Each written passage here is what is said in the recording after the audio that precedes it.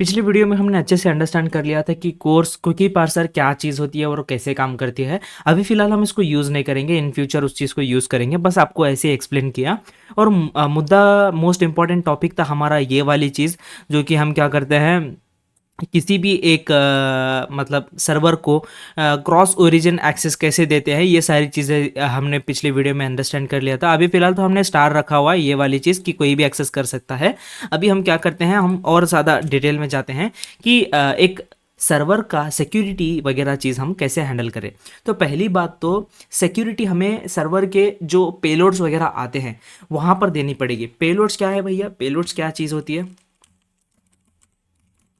Payloads, देखो payloads बहुत simple है। पेलोड्स वही है जो जेसन डेटा हम देते हैं, ठीक है। पेलोड्स वही है जो जेसन डेटा हम देते हैं। जेसन डेटा क्या देते हैं, जैसे कि हम हमारा यूज़र के डिटेल्स ले रहे हैं और एक जो भी टू डू लिस्ट क्रिएट करेगा, टू डू ऑब्जेक्ट रहेगा, टू डू ऑब्जेक्ट हम ले रहे हैं, ये सारी चीज़ें क्या होती है, हमारे पेलोड्स रहती है।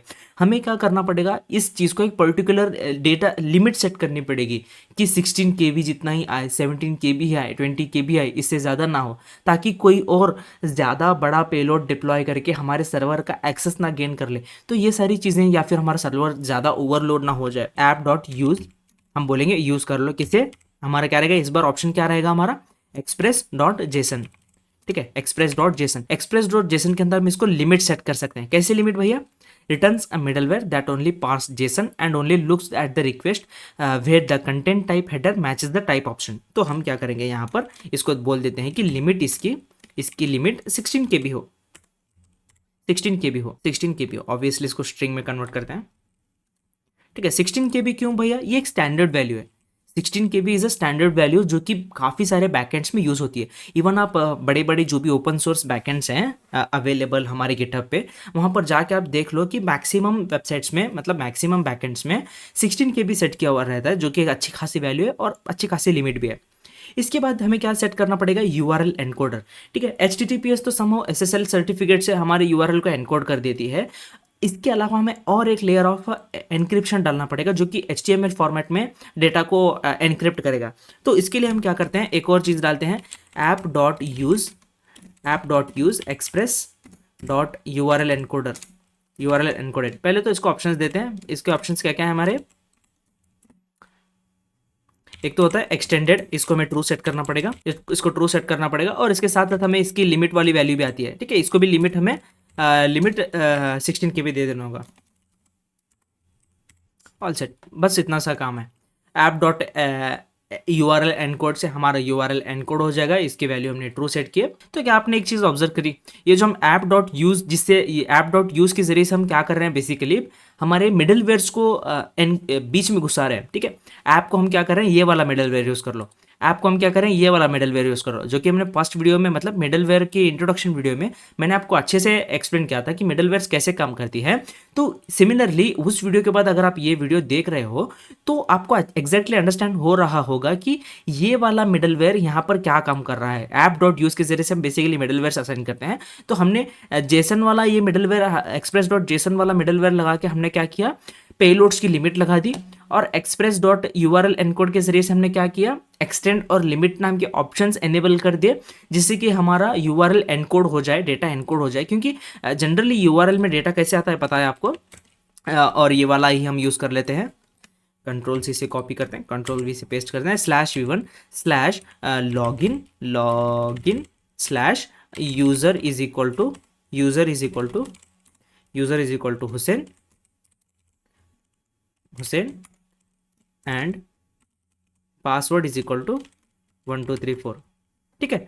जनरली इसको कुछ इस तरीके से हमारे पेलोड्स वगैरह ऑप्शंस वगैरह आते हैं। अगर ये चीज़ अवेलेबल रही, यूआरएल के अंदर अवेलेबल रही, अगर किसी ने, या फिर पब्लिक हॉटस्पॉट में अगर किसी ने आपका ये यूआरएल पढ़ लिया, तो ईजिली उनको यूज़र नेम और पासवर्ड पता चल जाएगा।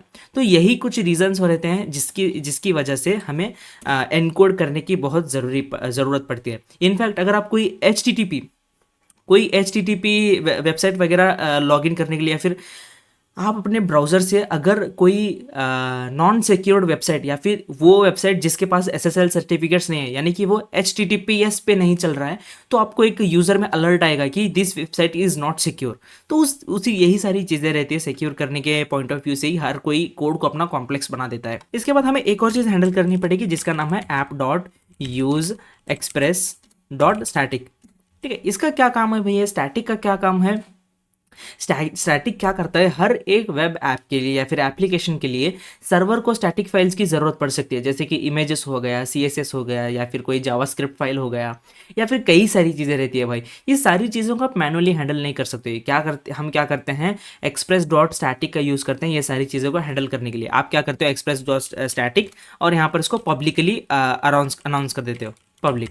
ठीक है, इनफैक्ट हमारे इस एप्लीकेशन के लिए इसकी ज़रूरत नहीं है, लेकिन फिर भी मैं रख देता हूँ ताकि आपको जब कभी भी आप कोई बड़ा सर्वर या फिर कोई बड़ा मैनुअली कुछ कोड कर रहे हो या फिर कुछ बड़ा एप्लीकेशन बना रहे होगे, तो ये सारी चीज़ें आपको यूज़ हो जाएंगी। ठीक है, आई होप आपको ये चीज़ अच्छे से अंडरस्टैंड हो गई होगी कि कितने हमारे तरीके रहते हैं। तो एक और दफ़ा आपको रिवाइज करवा लेता हूँ कि हमने क्या क्या लिखा है। हमने लिखा पहले तो एक्सप्रेस डॉट जेसन।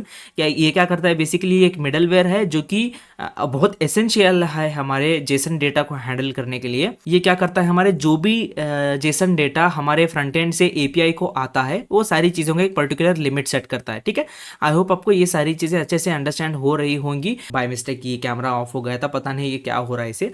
तो आई होप आपको ये सारी चीज़ें अच्छे से अंडरस्टैंड हो गई होगी। तीन कॉन्सेप्ट्स मैंने बताए हैं, एक जेसन, URL एनकोडिंग और स्टैटिक। इसमें कई तरह के और ऑप्शंस हैं, इसीलिए मैंने फर्स्ट वीडियो में आपको, मतलब पिछले वाले वीडियो में आपको बताया था कि एक्सप्रेस.js की लाइब्रेरी को पढ़ लेना, थोड़ा बहुत ग्लांस कर लेना, आपको काफ़ी हेल्प होगी इसके ज़रिए से। मैंने बहुत शॉर्टली सारी चीज़ों को एक्सप्लेन किया हुआ है।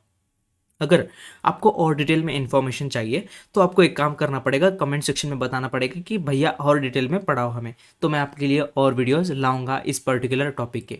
तो सीधा मिलते हैं हम अगली वीडियो में। तो टिल देन क्या करना है, keep learning and keep speeding up yourself. Okay bye.